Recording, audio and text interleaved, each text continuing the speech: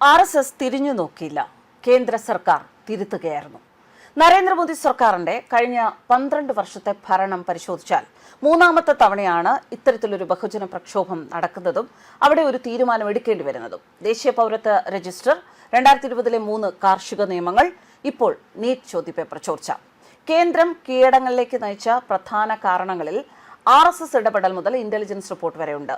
ജന്തർ മന്ദറിലെ സമരത്തെക്കുറിച്ച് പരോക്ഷമായി കഴിഞ്ഞ ദിവസം RSS മേധാവി മോഹൻ ഭാഗവത് പ്രതികരിച്ച് മണിക്കൂറുകൾക്കകമാണ് രാജി സമർപ്പിച്ചത്.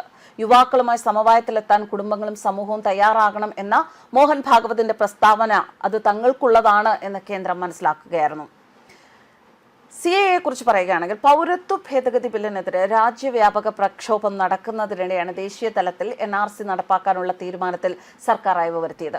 NRC നടപ്പാക്കും എന്ന വിജ്ഞാപനം പുറപ്പെടുവിക്കാത്ത പശ്ചാത്തലത്തിലും വിഷയത്തിൽ സർക്കാർ തീരുമാനം കൈക്കൊണ്ടിട്ടില്ല എന്ന് പ്രധാനമന്ത്രിക്ക് വിശദീകരണം നൽകേണ്ടി വന്നു. നടപ്പാക്കും എന്ന ആഭ്യന്തരമന്ത്രി അമിത്ഷാ ആവർത്തിച്ചു പറയുന്ന അതേ അവസരത്തിലാണ് ജനരോഷം മാനിച്ച് അങ്ങനെ ഒരു തീരുമാനം എടുക്കേണ്ടി വന്നത്. അടുത്തത് കർഷക സമരമാണ്. 1 വർഷത്തിലധികമാണ് കർഷക സമരം നീണ്ടത്. അതിൽ രണ്ടാം വട്ടം ഈ കേന്ദ്ര സർക്കാരിന്റെ, അതായത് കഴിഞ്ഞ 12 വർഷത്തെ ഭരണത്തിൽ രണ്ടാം വട്ടം കേന്ദ്ര സർക്കാരിന് ഒരു പാളിച്ച പറ്റിയ ഇടം അതായിരുന്നു. സർക്കാർ കൊണ്ടുവന്ന 3 കാർഷിക നിയമങ്ങൾക്കെതിരായ പ്രതിഷേധം ആദ്യം കണ്ടില്ല എന്ന് നടിച്ചു എങ്കിലും സമരം രൂക്ഷമായതോടെ നിലപാട് സർക്കാർ മാറ്റി. മോദിക്ക് നേരിട്ട് പിന്മാറ്റം പ്രഖ്യാപിക്കേണ്ടി വന്ന സാഹചര്യമായിരുന്നു അത്. കാർഷിക നിയമങ്ങൾ പിൻവലിക്കുന്നു എന്ന് മാത്രമല്ല, കർഷകരോട് പ്രധാനമന്ത്രി നരേന്ദ്രമോദി മാപ്പ് പറഞ്ഞ അവസരം കൂടിയായി അത്. ഇപ്പോൾ ചോദ്യപേപ്പർ ചോർച്ച. പ്രതിപക്ഷ പാർട്ടികളുടെ പിന്തുണ പോലുമില്ലാതെ ഒരു കൂട്ടം വിദ്യാർത്ഥികൾ തുടങ്ങിവെച്ച സമരം രാജ്യം ഒന്നടങ്കം ഏറ്റെടുത്തതോടെയാണ് അവിടെയും മോദി സർക്കാരിന് തിരുത്തേണ്ടി വന്നത്. ചർച്ച, അതിവേഗ കോടതി രൂപീകരണം, നിയമ ഭേദഗതി ബിൽ, ഉദ്യോഗസ്ഥർക്കെതിരെ നടപടി, ഇതുകൊണ്ടൊന്നും പ്രശ്നപരിഹാരമാകുന്നില്ല എന്ന് വ്യക്തമായപ്പോൾ പിടിവിടാം എന്ന നേതൃത്വം അവിടെ തീരുമാനമെടുക്കുകയായിരുന്നു. എന്തായാലും CJPയുമായി പ്രത്യക്ഷത്തിൽ ചർച്ച നടത്തിയത് മന്ത്രിമാരായ നദ്ദയും ജിതേന്ദ്ര സിംഗുമാണ് എങ്കിലും നിയന്ത്രണ ചരട് അപ്പോഴും ആഭ്യന്തരമന്ത്രി അമിത്ഷായുടെ കയ്യിലായിരുന്നു. പ്രധാൻ അമിത്ഷായുടെ വിശ്വസ്തനായ ഒരു വ്യക്തിയാണ്. അതുകൊണ്ട് തന്നെ ധർമ്മേന്ദ്ര പ്രധാനെ സംരക്ഷിക്കുക എന്നത് അമിത്ഷായുടെ കൂടി ആവശ്യമായിരുന്നു.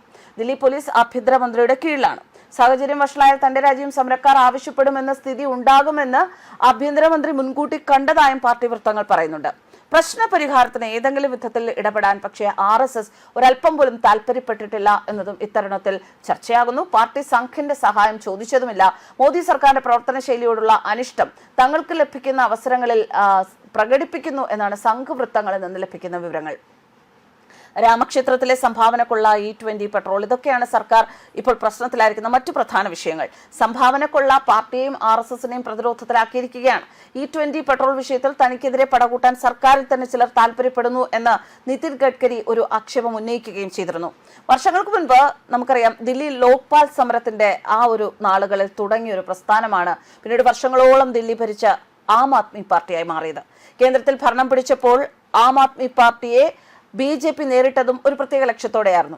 ജൻസികളെ ആകർഷിക്കുന്ന തരത്തിൽ BJPയിൽ ഇനി മാറ്റങ്ങൾ വരാനുള്ള തീരുമാനങ്ങളാണ് എടുക്കുന്നത്.